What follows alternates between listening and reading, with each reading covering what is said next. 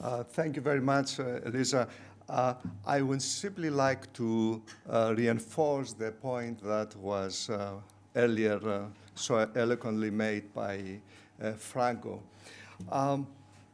In recent years, there has been considerable policy and analytic focus on the basic functions that a country's legal and regulatory framework must provide in order to promote and support productive entrepreneurial activity.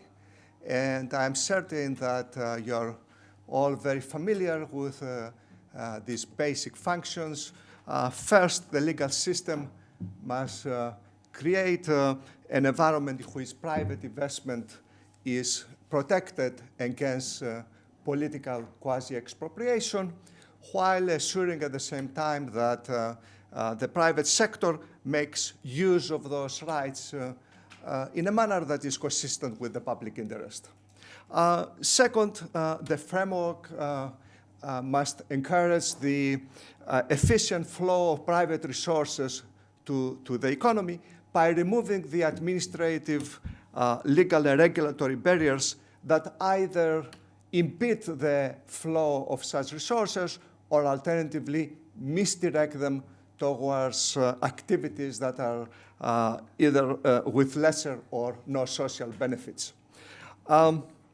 Especially when one considers entrepreneurial activity at the grassroots level. Entrepreneurial activity related either to small or medium-sized enterprises.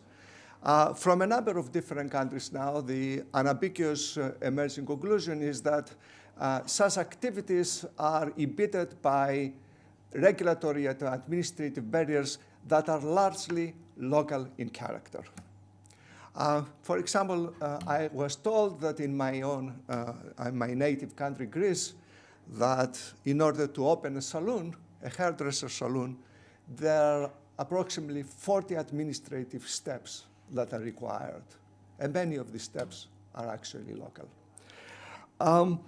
To the extent that this type of grassroots entrepreneurial activity is likely to prove the most potent source of employment generation, especially in developing countries, the issues of regulatory and administrative reform at the local level acquire a great urgency and significance.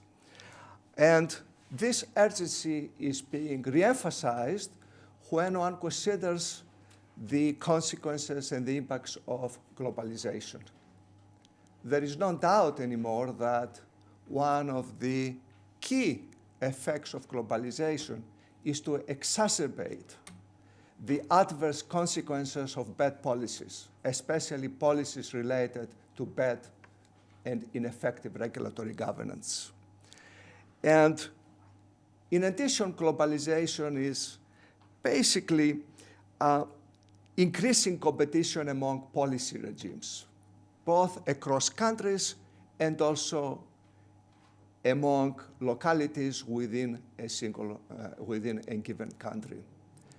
And also another related conclusion coming out of the analysis of the effects of globalization is that the rapidly changing possibilities for trade very, very clearly favor the agile and flexible firms, firms that are not burdened by the types of burdensome administrative and regulatory barriers that have local character.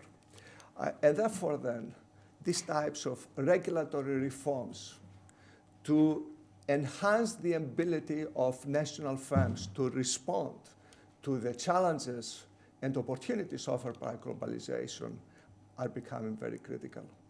And therefore, I believe that the subject of the school is becoming more and more important, especially, again, in the context of developing countries. Thank you very much.